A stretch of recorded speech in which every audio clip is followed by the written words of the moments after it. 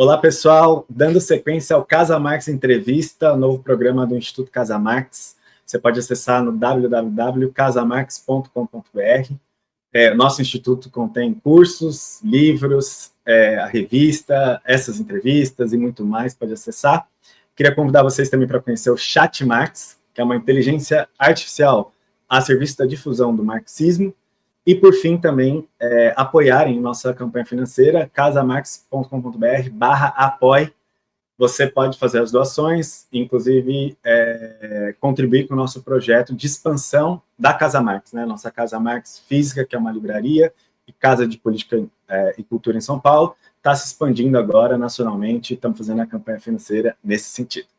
Então, com muita alegria, hoje eu queria convidar o professor Michel Louvi, que é diretor de pesquisa emérito do CNRS, franco-brasileiro, ecossocialista, um dos grandes intelectuais, intérpretes marxistas aqui, influentes no nosso pensamento nacional e internacional. Então, é uma alegria, uma honra estar aqui conversando com o professor Michel Louvi. Eu já vou passar diretamente, professor, para a gente fazer a primeira questão, né? Eu queria retomar nesse debate, fazer um debate sobre dialética, né? Sabendo dos limites aqui do nosso tempo e, enfim, conseguir desenvolver bem a questão, mas eu queria começar colocando uma questão sobre a obra do Lukács. Em particular, queria, se o senhor pudesse fazer uma avaliação sobre uma ideia que você desenvolve na Evolução Política de Lukács, né, no seu livro, que é a mudança que ocorre no pensamento do Lukács jovem, né, do História de Consciência de Classe, para o Lukács pós 1926, né, ali o senhor retoma o Moses Rezes, Problemas da Dialética Idealista, né, esse texto, e marca como um texto decisivo dessa mudança que está ligada a uma mudança política, né, está ligada a uma nova apreciação do Lukács, depois de uma série de derrotas que acontecem, né, da Revolução Alemã de 1923, da Revolução Chinesa de 25, o Comitâneo Russo de 26, então vai emergir, né, uma tendência burocrática, a ideia do socialismo só país, e o Lukács se adapta a esse processo, buscando fazer uma interpretação que resgata um Hegel, digamos assim, realista, um Hegel de reconciliação com a realidade, né? E o interessante notar é que mesmo no que foi mais frutífero, digamos assim, da tradição lukáciana, os que foram mais à esquerda, né, que incorporaram a crítica do stalinismo, etc., no pensamento brasileiro, ainda assim se manteve esse edifício filosófico do Lukács, em particular, talvez, essa interpretação do Hegel, né? Então, o que eu queria perguntar para o senhor é possível ir além dessa interpretação, ou ela é frutífera? Como o senhor faria a avaliação do peso dessa reflexão do Lukács, dessa interpretação da dialética, sabendo dos limites que nós temos aqui, né? Veja, em História e Consciência de Classe, Lukács constrói uma reflexão que se pode chamar de hegelo-marxista, não é? Porque ele realmente combina de maneira muito poderosa a dialética hegeliana com o marxismo, né, para desenvolver uma reflexão sobre a atualidade da revolução, né? Então, realmente é uma leitura, uma interpretação profundamente revolucionária da dialética hegeliana, desde um ponto de vista marxista, né?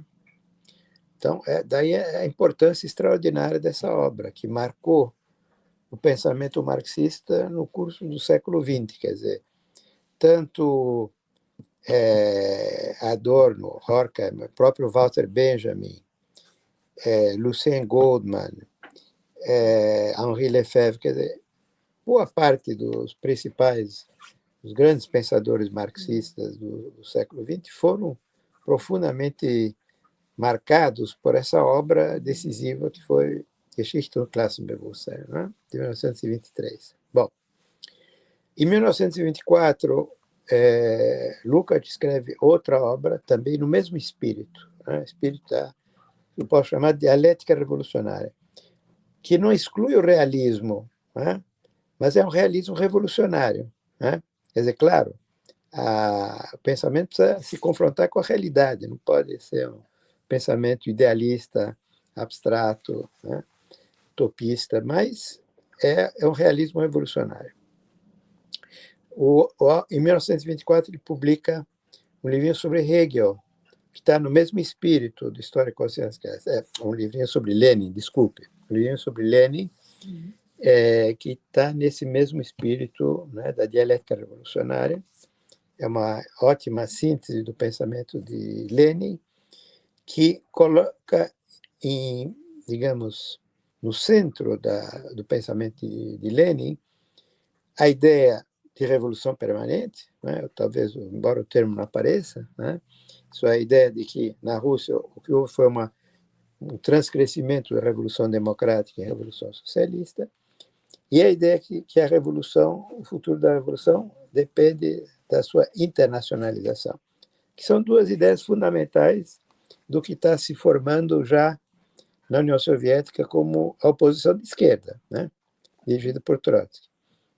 Não sei se Lukács tinha já conhecimento das teses da oposição de esquerda, se ele simpatiza com elas, mas, de fato, há uma semelhança, há uma afinidade das ideias que ele defende nesse livro sobre Lenin, de 1924, e a oposição de esquerda.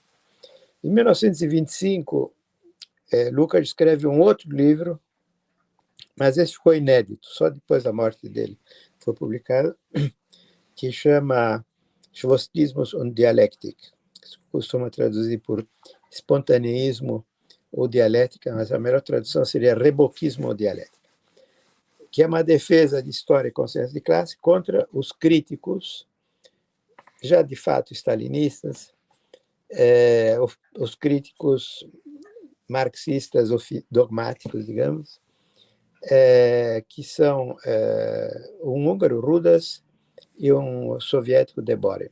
O Deborin é um ex-menchevique.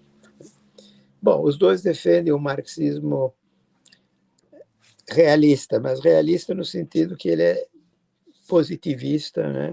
Ele é um marxismo de análise da realidade objetiva, enfim, é um marxismo que reduz a nada a dimensão subjetiva do processo revolucionário, isto é, a consciência de classe e a iniciativa revolucionária.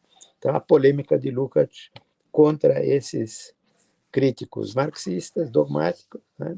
Deborin e o Rudas, e a defesa de história e consciência de classe, a defesa da importância do momento subjetivo no processo revolucionário, isto é, da consciência de classe e do papel da vanguarda e da iniciativa revolucionária. Não esperar que o processo objetivo leve até a revolução, tomar a iniciativa. Bom, mas um ano depois, ele escreve esse ensaio sobre Moses Hess, né? Moses Hess e a dialética, não me lembro o título exato, e aí há uma mudança notável, né? É uma mudança que é ao mesmo tempo filosófica e política, né? Filosófica, porque ele acusa o Moses Hess de ser um idealista, um utopista, um esquerdista extremo, né? Ao qual ele opõe o que ele chama o realismo, o grande realismo de Hegel, o realismo da reconciliação com a realidade. É impossível não ver, na minha opinião, a coincidência entre isso e o aspecto político, quer dizer, a partir desse momento, a adesão de Lukács ao socialismo no seu país e ao stalinismo, né? Enquanto que até 1925 ele ainda citava Trotsky de maneira positiva, né? Bom, a partir de 1926, 27, ele vai começar já a criticar Trotsky, né? Seguindo a linha stalinista. Claro que Lukács não é qualquer stalinista, quer dizer, a adesão dele ao stalinismo passa por uma série de mediações, ele tem também uma certa distância em relação à orientação. Em certos momentos, a linha dele sempre é uma linha de defesa da democracia, no sentido amplo da palavra, que pode até coincidir em parte com a democracia burguesa. Então, quando a linha da Internacional Comunista da União Soviética é de defender a democracia contra o nazismo, que é o caso nos anos 30 com a Frente Popular, nos anos 40 com a guerra contra o nazismo, o Lukács está na linha, né? Quando a orientação da Internacional, em 29 e 33, era a chamada terceira fase da Internacional, quer dizer, uma linha ultrasectária, pseudo-esquerdista, de recusa da Frente Única, etc., que, aliás, facilitou a vitória do nazismo. Bom, o Lukács está fora da linha, né? Ele está mal colocado, né? É a mesma coisa entre 1939 e 41, na época do pacto entre os nazistas e a União Soviética. Inclusive, nesse momento, ele foi preso, né? Foi preso, interrogado, enfim, teve vários problemas, em 1940. Bom, então, para mim, essa visão da dialética, do realismo hegeliano, da reconciliação com a realidade de Hegel, né, é uma interpretação politicamente orientada, né? A realidade com que se reconcilia a realidade de que a revolução não está mais na hora do dia, que a única coisa que sobrou foi o socialismo no seu país e por aí afora, né? Bom, nos anos 30, isso se exprime sobretudo no campo literário, porque Lukács vai abandonar o terreno da luta política, porque ele foi vencido na luta interna no Partido Húngaro, então ele abandona o terreno político para se dedicar à literatura. Então, durante várias dezenas de anos, os escritos dele serão, sobretudo, literatura, mas também de história da filosofia. Então, tem um livro sobre Hegel, sobre o jovem Hegel, que é um livro muito interessante, né? É um grande livro de história da filosofia, mas não é um livro de teoria revolucionária, né? É um livro de história da filosofia, uma ótima análise do jovem Hegel, né? Da dialética do jovem Hegel, mas não é um livro que tem implicações revolucionárias. E eu mesmo acho que, para mim, vale para os últimos escritos dele, a estética, a ontologia e tal, mas isso já é outra discussão. Vamos deixar de lado, né? Bom, mas, enfim, para mim, não dá para dissociar essa tese de que a grandeza de Hegel é a sua reconciliação com a realidade de uma certa opção política, né? Claro, os marxistas têm que ser realistas, de certa forma. O marxismo não ignora a realidade de forma nenhuma, né? O marxismo é uma análise da realidade, mas em vista de sua transformação revolucionária, né? Se você simplesmente se reconcilia com a realidade, você não está sendo um pensador, um ator revolucionário, né? Então, para mim, essa interpretação de Hegel, ela é politicamente viciada, politicamente marcada, né? E muito discutível. Claro, Hegel, é verdade que Hegel se reconciliou com a realidade, né? O pensamento político de Hegel é conservador, né? Ele aceitou a realidade. Primeiro, ele aceitou, quer dizer, ele achava que Napoleão era a continuação da Revolução Francesa, né? Essa é a tese dele na filosofia da história e tal, que já é bem discutível, né? Aliás, Lukács usa isso mais tarde. Em 1935, Lukács tem um texto muito interessante sobre Hölderlin, o grande poeta revolucionário alemão, começo do século XIX. Bom, Lukács diz que Hölderlin é um grande poeta revolucionário, mas, contrariamente a Hegel, ele não entendeu que Napoleão era a continuação da Revolução. Thermidor. E Napoleão era a continuação da Revolução Francesa. Ele ficou pegado ao jacobinismo, enquanto que Hegel entendeu que Napoleão e Thermidor era a continuação da Revolução Francesa. Portanto, Hölderlin ficou sozinho, ficou abandonado, né? Isolado. Ele caiu, como diz Lukács, como Leônidas nas Termópilas, né? Leônidas, o grande líder espartano, né? Combateu os persas e morreu lutando nas Termópilas, né? Bom, então essa análise de Lukács é muito interessante, na minha opinião, uma resposta a Trotsky, porque Trotsky, nesse mesmo ano, 35, um pouco antes, publicou um artigo sobre stalinismo e Thermidor. É a primeira vez que Trotsky utiliza o termo de Thermidor para designar o stalinismo. E Lukács responde implicitamente, sem citar Trotsky, naturalmente, a propósito de Hölderlin, dizendo implicitamente, né? Bom, é verdade, Stalin é termidor, não só é termidor, ele é mesmo Bonaparte, né? É bonapartista, mas Bonaparte era a continuação da Revolução Francesa, como Lenin, como Hegel já tinha entendido, e, portanto, Stalin é o termidor stalinista e o bonapartismo stalinista são a continuação da Revolução Russa. Essa é a tese de Lukács, né? Implícita, nunca ele menciona Trotsky, né? Nem Stalin. Né? Está falando de Hölderlin e de Hegel. Né? Mas essa é a mesma ideia, né? Do realismo, né?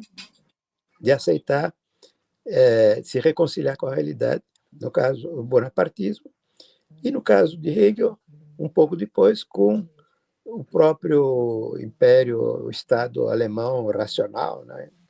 Ele considera o Estado alemão supostamente racional como a última etapa do processo, enfim. Então, isso é reconciliação com a realidade. E, obviamente, o marxismo e a teoria revolucionária não é isso, né? É outra coisa. É o contrário. Pronto. Maravilha. Não, e a relacionar, é bem interessante, acho que justamente essa abordagem acho que é muito rica para pensar essa questão da dialética, a própria reflexão sobre o Hegel, porque eu acho que está contido politicamente, muitas vezes, nos debates não se percebe, né? Mesmo no debate lukáciano, às vezes não tem essa vinculação entre essa interpretação do Hegel e o aspecto político. Então, o aspecto filosófico ele se mantém, né? Ainda que você tenha uma crítica política ao que foi a experiência do stalinismo e tal. Eu queria relacionar isso com uma outra questão aqui no pensamento brasileiro, que é a influência do Adorno. Porque, de certa forma, é engraçado, né? São visões muito diferentes. Depois, o Lukács tem uma crítica forte, o Lukács maturidade, digamos assim, a própria escola de Frankfurt, mas essa explicação que você deu sobre o realismo, né, que é um realismo sem transformação das coisas, né? Então, contraditoriamente, acaba sendo uma adaptação às coisas tais como elas são, né? O que distingue do pensamento revolucionário do Marx, enfim.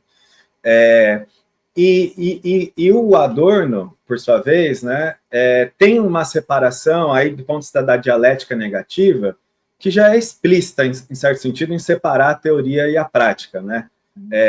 Em não perceber mais, ao não ver mais, né, o proletariado como sujeito revolucionário, a ver a cultura de massa, ter uma crítica também ao stalinismo, enfim, começa a desenvolver, então, uma concepção teórica já da dialética que vai nesse sentido negativo, né, da negatividade que separa a teoria e a prática. O que eu queria te perguntar existiu, de certa forma, contraditoriamente, uma afinidade eletiva, digamos assim, entre esse realismo sem transformação, que se torna uma adaptação, e a separação entre a teoria e a prática, quando a gente vê o marxismo acadêmico brasileiro, queria que você comentasse se você vê, em certo sentido, essa... Porque é engraçado, né? Essa combinação que se teve entre o Adorno e o Lukács, pensadores tão diferentes de um ponto de vista, mas, de alguma maneira, eles influenciaram muito algumas das, inclusive, melhores cabeças, algumas cabeças inteligentes do país. Então, eu queria te perguntar um pouco sobre isso. Bem, eu acho que são muito diferentes as colocações, são muito diferentes, né? Lukács é alguém que nunca abandona a ideia da possibilidade de uma transformação social, né? Tanto que ele é militante comunista toda a sua vida. Em 1956, ele participa da Revolução Húngara, né? Enfim, ele não é alguém que abandona a prática, né? Embora os escritos dele possam ser considerados muito longe de reflexão revolucionária, das suas obras de juventude, mas ele é alguém que guarda, digamos, essa necessidade de uma transformação política, né, social da realidade. Bom, o caso do Adorno é muito diferente, né? o Adorno ele é um crítico implacável da realidade, né? Então, a força da obra dele é essa negatividade da crítica, da realidade do capitalismo ocidental, tanto americano como alemão, da realidade da União Soviética, que também é stalinista, que também rejeita, né? Então, ele, como pensador crítico, é extraordinário, né? As análises críticas dele são extraordinariamente importantes. Tanto que a juventude rebelde na Alemanha, nos anos 60, se referia aos escritos do Adorno, né? Se apoderou dos escritos do Adorno, publicou os escritos de juventude dele, do Horkheimer, contra sem o acordo dele, né? Edições piratas, né? E só que ele não entendeu, né? O Adorno não entendeu. Como ele estava numa visão puramente negativa, né? Puramente crítica, não acreditava não só em uma revolução, mas mesmo em uma luta, né? Contra a ordem estabelecida, ele rejeitou, né? Ele não entendeu, né, o movimento da juventude, né? E denunciou como extremista, enfim, não entendeu nada, né? É interessante comparar ele com Marcuse, porque Marcuse também tinha um pouco essa tendência, não é, de afirmar a negatividade, a grande recusa, não é? O grande livro dele, filosófico, que é O Homem Unidimensional, ele se reclama, né, da grande recusa, né, o grande não, saber dizer não. Então, ele comparte com Adorno essa atitude, né, esse espírito de negação, né, essa crítica radical do sistema capitalista, da ordem burguesa, da mercadoria, enfim, do homem unidimensional. Só que, na hora que o movimento Juventude se levanta, o Marcuse adere, né? Ele acha que essa juventude é formidável, que temos que apoiá-los, né? Tanto que a juventude vai depois se referir a ele como seu inspirador principal, né? Nesse momento há um diálogo contraditório entre o Adorno e o Marcuse, tem a correspondência entre eles, e o Marcuse diz para ele, mas Teddy, você não está vendo que esses jovens estão inspirados pelos teus escritos? E o Adorno diz, não, mas não é possível, ele tá meio incomodado, né? Você vê que as respostas dele, ele se sente meio incomodado, né? Bom, então é isso, quer dizer, eu acho que não vejo muita afinidade entre o Lukács. Pode dizer que Lukács, os escritos dele, teóricos dele, estão muito afastados das lutas reais, é verdade, né? Mas não é que ele, na obra dele, negue a possibilidade da transformação, né? Enquanto que o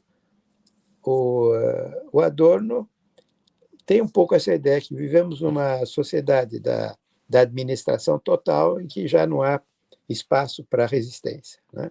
Então, é um pessimismo radical do Adorno que não é compartilhado pelo Lukács, mas o otimismo do Lukács é meio falso, porque está baseado na ideia que a União Soviética é socialista. Então, os dois têm os seus problemas, né? Mas são diferentes, eu acho que são muito diferentes, né? É isso. Exatamente, né? Do ponto de vista teórico, tem uma diferença grande, mas eu estava tentando pensar a tradição que fica depois, que um aspecto que teve comum, com visões teóricas muito diferentes, foi uma certa separação da teoria e da prática em alguns desses setores. Então, essa ênfase na ontologia parecia que era uma ênfase em um certo marxismo acadêmico, né? Em uma ênfase no estudo, na reflexão, na interpretação, etc., e acabava se tornando uma separação ou uma crítica muito, justamente, né, uma crítica muito light, muito ao que foi a experiência do socialismo no seu país, a experiência do stalinismo. Mas, você citou o Marcuse, mas até na Evolução Política de Lukács, uma parte muito interessante que você aborda é justamente do Lukács pós-68, porque também teve essa influência, né, muito diferente do Adorno. O Lukács teve uma outra acepção sobre o que foi o movimento dos estudantes, assim, o que o Adorno não entendeu, talvez exerceu uma influência interessante no Lukács. E eu queria justamente relacionar isso, até para trazer um pouco o Trotsky, né, o Lenin, enfim, para o debate, porque a influência que teve no Lukács, segundo a sua argumentação, foi justamente do Lukács voltar-se à democracia dos trabalhadores, né, voltar a um pouco a questão da auto-organização. Essa democracia, que era um pouco, em termos amplos, em outro momento, poderia ser, como você colocou, né, até mesmo uma democracia burguesa. Achei muito interessante essa relação entre esse otimismo do Lukács agora com o movimento dos jovens, ou seja, com o movimento de baixo, o movimento real, e a percepção que se pode ter de dialética desse ponto de vista. Né? Você fala que vai para uma fase revolucionária e etc. Então, eu queria perguntar isso, né, para você resgatar um pouco essa questão do Lukács, mas relacionando com o bolchevismo, porque na dialética, digamos assim, do Trotsky, do Lenin, não tem essa separação, né? Justamente o otimismo dele sempre se volta aos trabalhadores, à auto-organização dos trabalhadores, né? Essa dialética entre o partido, a consciência e a atividade das massas. Então, você comentar também a importância que tem, né? Resgatar o Trotsky, resgatar o Lenin, para esse debate de dialética também, né? À luz disso que a gente está comentando. Sim. Bom, isso já seria uma outra questão, né? Não, o último Lukács, depois de 68, efetivamente, você vê que ele começa a repensar as coisas, as questões, né? Ele se entusiasma com movimentos jovens, sobretudo contra a guerra do Vietnã nos Estados Unidos. Ele simpatiza com eles e isso leva ele a repensar um pouco o passado, a reabilitar o pensamento revolucionário da juventude dele, a importância dos conselhos operários, o soviet, enfim. Você vê que ele começa a esboçar uma reflexão nova, né, que vai rompendo com o stalinismo e que parece ensaiar uma volta ao período anterior, né, do período da juventude dele. Mas ele não chega a completar isso porque ele morre em 1971, né?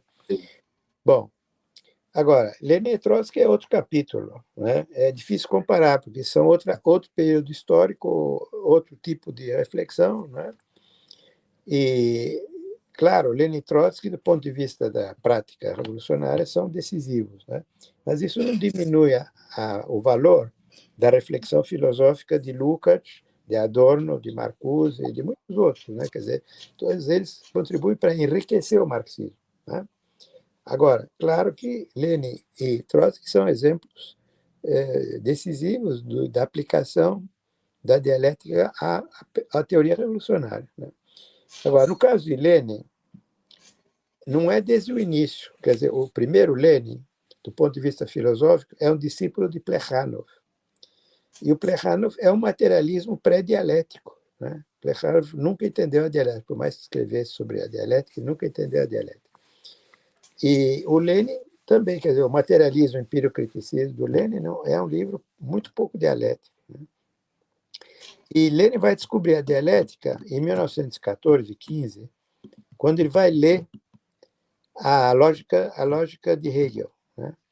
É uma descoberta fundamental. E aí, nos cadernos filosóficos dele, se vê isso, né? Que ele está descobrindo uma coisa nova que ele não sabia, né? Ele diz que quem não leu a dialética de Hegel não entende nada da dialética, né? E aí ele vai criticar Plekhanov, né? E aí ele realmente vai aprofundar o seu conhecimento, vai começar a pensar o que são os saltos no processo dialético, as contradições, enfim, ele começa a ter uma outra visão do que é um processo dialético. E isso, para mim, foi fundamental para o pensamento político dele, foi o que permitiu ele se libertar daquele marxismo russo tradicional, que era o do Plekhanov, cujo dogma principal era a economia russa não é capitalista moderna, portanto, a Rússia é um país semi-feudal, portanto, a revolução tem que ser uma revolução burguesa, né? O único desacordo era que o Plekhanov dizia, vamos fazer uma revolução burguesa junto com a burguesia, e o Lenin dizia, não, vamos fazer a revolução burguesa só com o proletariado e o campesinato. Né? Mas havia esse acordo que a economia determina a política, né? Que é o contrário da dialética. Bom, então, rompendo com o marxismo materialista vulgar pré-dialético do Plekhanov, Lenin vai pouco a pouco se libertar desse dogma, mas foi preciso a Revolução de Fevereiro. Com a Revolução de Fevereiro é que ele, e o aparecimento dos soviets, o ressurgimento dos soviets, é que ele vai dar o salto qualitativo, né?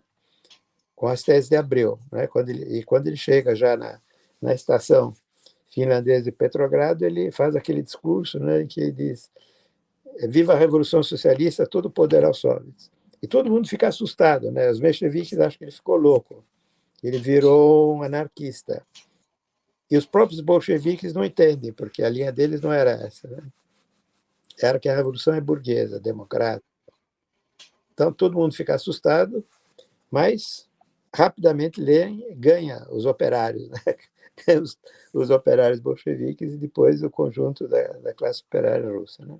Bom, mas isso foi possível graças à dialética, né? Graças à leitura de Hegel. Esse é o paradoxo, né? Lenin conseguiu ser o líder da Revolução Russa porque ele leu a dialética de Hegel, né? Bom, pode ser que ele tenha encontrado também sem isso, mas há uma relação, acho, bastante direta, né? Entre ter uma visão dialética do processo histórico e romper com essa ideia de que, já que a economia é pouco desenvolvida, a revolução, e existem ainda estruturas feudais, semifeudais, né?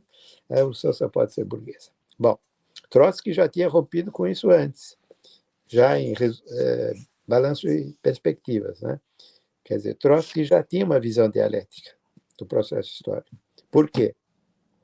Porque Trotsky, em vez de ser um discípulo de Plekhanov, ele foi um discípulo de Labriola. O marxismo dele começa com Labriola, que ele descobriu na prisão, né? Se torna marxista lendo Labriola. E Labriola é um dos poucos marxistas dessa época da Segunda Internacional que tinha uma visão dialética, né? Ele era um dos poucos dialéticos, digamos, do marxismo nessa época da Segunda Internacional. Então, isso permitiu, não só isso, mas foi um dos fatores que permitiu a Trotsky ter uma visão dialética do processo histórico que está presente já em 1906 no Balanço de Perspectivas. Agora, Trotsky nunca foi um filósofo, né? Tem poucos escritos filosóficos e não são muito convincentes, né?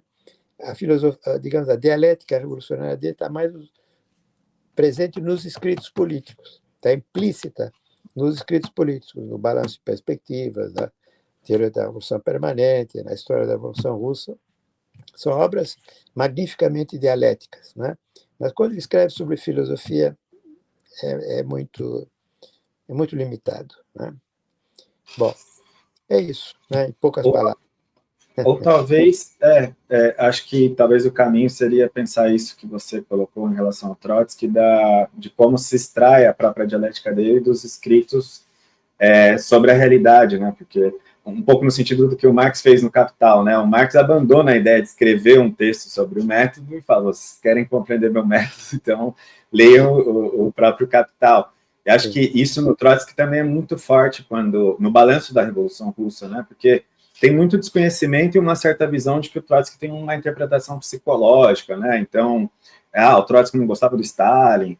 Mas quando você vai ver a análise dele do próprio emergência do stalinismo, é uma análise que se defronta com... é materialista, profundamente materialista, ao analisar, então, a relação entre os trabalhadores e os camponeses, analisar as condições da Revolução Internacional. O Trotsky está preocupado em analisar, inclusive, vai falar com o Gramsci, né, como está a situação da cultura, o modo de vida. São distintos aspectos que eu acho que, nesse balanço, num processo de luta política, né, porque não está separado, de alguma maneira eu acho que ele consegue explicitar acho que traz uma contribuição muito forte para a dialética, nesse sentido, né, conseguiu fazer uma interpretação, mas não só, conseguiu pensar essa interpretação ligada já à transformação social, né, não sei se você concorda com essa visão, inclusive dessa análise do Trotsky, do próprio balanço do stalinismo, né.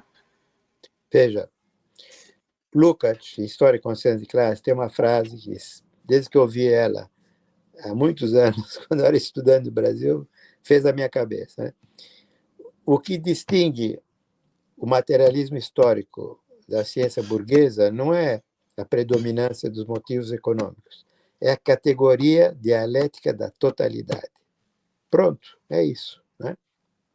E o Trotsky é exatamente isso. Né? É a categoria dialética da totalidade. Quando ele faz a história da Revolução Russa, né, ele vê o papel da economia, da política, da história, da cultura, das classes sociais, tudo. Né? Ele vê essa totalidade histórica, né, em movimento, com todas as suas contradições. É a mesma coisa para analisar o stalinismo. Claro, há condições econômicas fundamentais, há condições políticas, históricas, psicológicas, o papel do indivíduo também existe na história. Quer dizer, ele vê a totalidade do processo histórico que conduziu ao stalinismo. Quer dizer, se você isolar só um elemento, né, só o papel do indivíduo, Stalin, ou só as condições econômicas da Rússia, que era atrasada, e tal, você fica com uma visão unilateral, não dialética, portanto, errada. Né? Quer dizer, o que o Trotsky consegue fazer é justamente essa visão dialética da totalidade. Isso que dá essa superioridade, né, dos escritos políticos dele em relação à maior parte dos contemporâneos. Maravilha. Agora eu queria trazer um outro autor aqui que é muito influente na sua obra, também pegando um pouco essa tônica da dialética, né, que é o Walter Benjamin. Eu queria relacionar, professor, com as questões um pouco contemporâneas, porque é engraçado, né? A gente está vivenciando um momento em que, bom, tem um interesse renovado por questões que são do século XXI, né? Como que, aliás, já ganharam predominância e importância agora, são questões muito importantes em geral, né? Por exemplo, a questão do meio ambiente. E outras questões que no marxismo também já foi discutido muitas vezes, a questão étnico-racial, a questão de gênero, sexualidade, enfim. E acho que por um desenvolvimento de um marxismo economicista e até expressões de autores que resgatam o stalinismo mesmo, enfim, ou tem um marxismo dogmático nesse sentido de não conseguir responder a essas questões que estão colocadas, tem se aberto espaço para outros autores, né? Tenho percebido um pouco na academia, como Foucault, autores da virada linguística, enfim, tentando ocupar um certo espaço, às vezes pela via da decolonialidade, né? Digamos assim, a crítica ao progresso, a crítica ao economicismo do marxismo, enfim, autores que, por vezes, tomam questões que são muito importantes, mas que fazem ela a partir de uma crítica antimarxista, né? E o que eu queria trazer do Benjamin é a contribuição que ele dá para essas reflexões que nós estamos fazendo de dialética, mas em particular pensando, né, que é um autor que fez uma crítica a esse progresso, né, essa acepção que se tem do marxismo, enfim, né, com essa positivista, e a importância que ele pode ter, então, para a gente colocar o marxismo na ofensiva, né, com as suas reflexões, inclusive concepções da própria história. Né? Então, eu queria te perguntar a importância do Benjamin também nessa contribuição da dialética. Sim. Então, Walter Benjamin efetivamente é a prova de que o marxismo é capaz de pensar uma ruptura radical com o positivismo e com a ideologia burguesa do progresso. Né? Ele foi capaz de operar isso, né, de forma dialética, embora ele não se referisse nunca a Hegel, né? E a dialética dele é de um outro tipo, mas ele foi um leitor de Lukács, né? Ele descobriu o marxismo graças a Lukács, graças à Geschichte und Klassenbewusstsein, né? Ele descobre o marxismo nesse momento, né? E a partir da leitura de História e Consciência de Classe, ele assume o marxismo de uma vez, né? De repente, de um só golpe, né? Ele adere ao marxismo, ao comunismo, embora nunca aderisse ao partido, né? E isso vai marcar o conjunto da obra dele, a partir desse momento. Né? Então, a História e Consciência de Classe de Lukács foi decisivo para o Benjamin. Então, o pensamento dele está desde o começo marcado por essa relação com a dialética marxista através de Lukács. Agora, uma das coisas que distingue o Walter Benjamin, das correntes dominantes do marxismo na sua época, é essa compreensão que o que se chama progresso na história é uma ilusão, né? É uma ilusão. Quer dizer, o capitalismo do século XX não é melhor do que o do século XIX. Em muitos aspectos é pior, né? Porque ele não só tomou formas monstruosas com o fascismo e o nazismo, como produziu 2 guerras mundiais, né? Sem comparação com qualquer guerra do passado, né? Então, não há essa ideia de que a história é um progresso, né, linear e tal, que era muito defendida pelos marxistas da Segunda Internacional, Kautsky, Plejano, né, e assumida também pelo stalinismo sob outra forma, né. Essa ideia do progresso era uma ilusão, né, de origem burguesa, de que o marxismo tinha que se desembaraçar, né. Bom, e nessa crítica da ideologia burguesa do progresso, ele também introduz, é dos poucos que introduz a questão da natureza, ou do meio ambiente, se quiser, né? Mas da natureza. Então, ele vai ser um dos primeiros marxistas a criticar a ideia de exploração da natureza. Ele diz que essa ideia de exploração da natureza é uma ideia imperialista, né? E ele explica que a relação do capitalismo com a natureza é uma relação de massacre, de assassínio, né? A palavra que ele usa é de assassínio, né? O capitalismo assassina a natureza, né? E ele compara a atitude do capitalismo em relação à natureza com a atitude das civilizações do passado que tinham, pelo menos, um certo respeito pela natureza, né? E então, a ideia dele é que, no futuro, rompendo com o capitalismo, vamos poder estabelecer uma relação de respeito com a natureza. E, então, isso é muito importante, porque realmente ele é dos poucos marxistas que desenvolvem, não uma reflexão ecológica, não é o caso, mas desenvolvem uma crítica do capitalismo do ponto de vista da relação destruidora dele com a natureza, né? Isso é muito importante.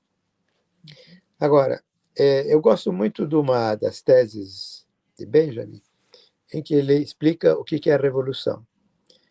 Ele faz uma crítica a Marx, obviamente, ele é marxista, mas em algum ponto ele faz uma crítica a Marx. Então, nessa tese, é uma notícia preparatória para essa tese, ele diz assim, é de 1940.